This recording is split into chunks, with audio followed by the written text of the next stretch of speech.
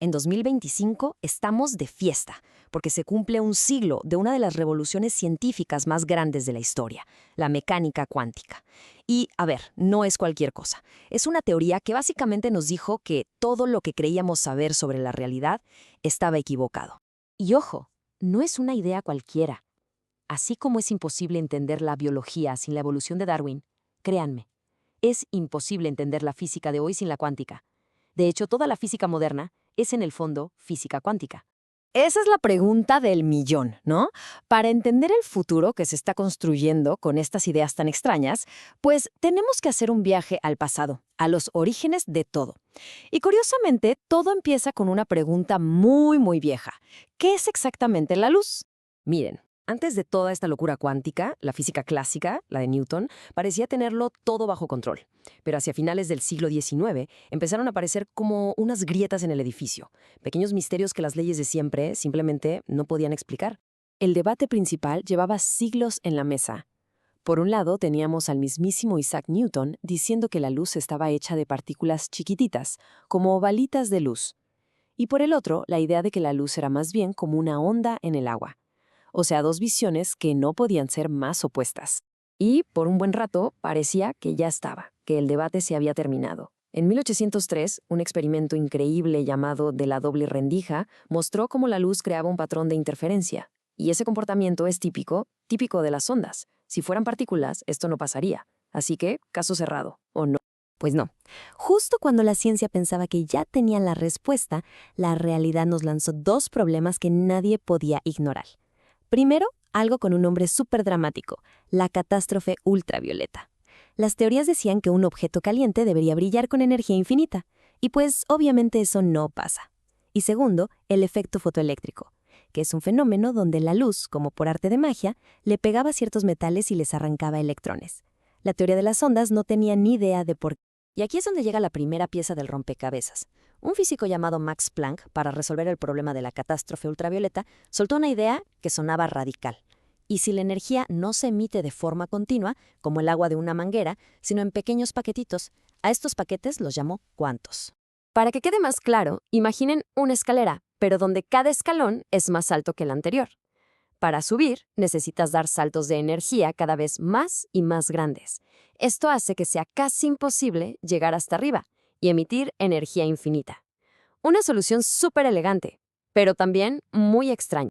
Poco después llegó Albert Einstein y tomó esta idea de los cuantos de Planck para explicar el otro misterio, el efecto fotoeléctrico. Dijo, a ver, ¿y si la luz misma está hecha de estos paquetes de energía? A esas partículas las llamó fotones. Cada fotón era como un pequeño proyectil de energía que, si tenía la fuerza suficiente, podía literalmente patear a un electrón y sacarlo del metal. ¡Pum! De repente, la idea de que la luz era una partícula estaba de regreso. Entonces, ¿en qué quedamos? ¿La luz es una onda o es una partícula? La respuesta, como se podrán imaginar, no era ni una ni la otra, sino las dos al mismo tiempo.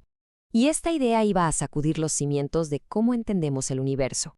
Y justo cuando pensábamos que no se podía poner más raro, en 1924, un físico llamado Louis de Broglie lanzó una pregunta que sonaba a locura pura. ¿Y si esta dualidad no es solo para la luz? ¿Qué tal si todo en el universo, un electrón, una pelota, tú, yo, todo, es al mismo tiempo una partícula y una onda? Era una idea que iba en contra de todo el sentido común. Y así, de esa pregunta tan audaz, nació el concepto más importante y extraño de la física moderna, la dualidad onda-partícula. La idea de que todo, absolutamente todo, tiene esta doble cara. Y lo más increíble es que no era solo una idea loca. En 1927 se comprobó en un laboratorio.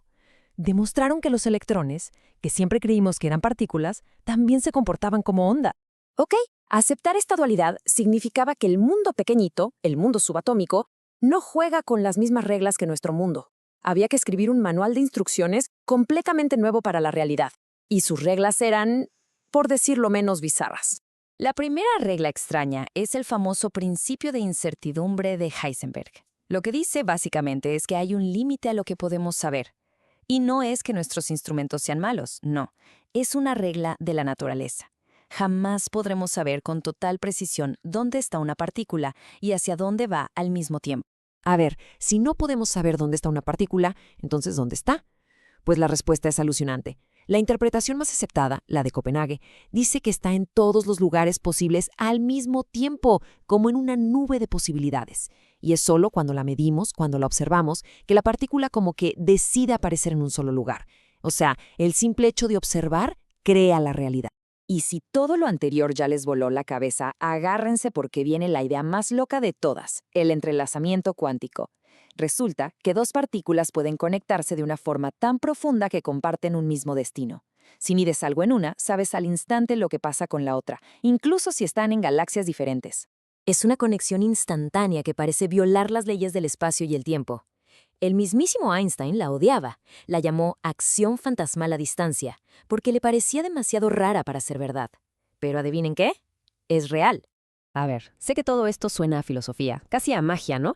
Pero la revolución cuántica no se quedó en los pizarrones de los físicos. Pasó de ser una teoría súper extraña a convertirse, literalmente, en la tecnología que hoy nos conecta a todos.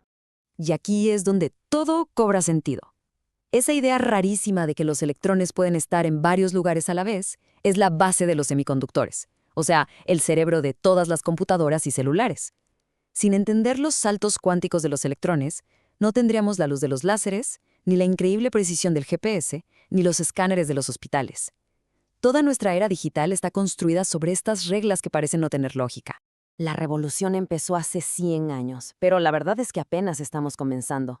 Todavía hay misterios gigantescos por resolver.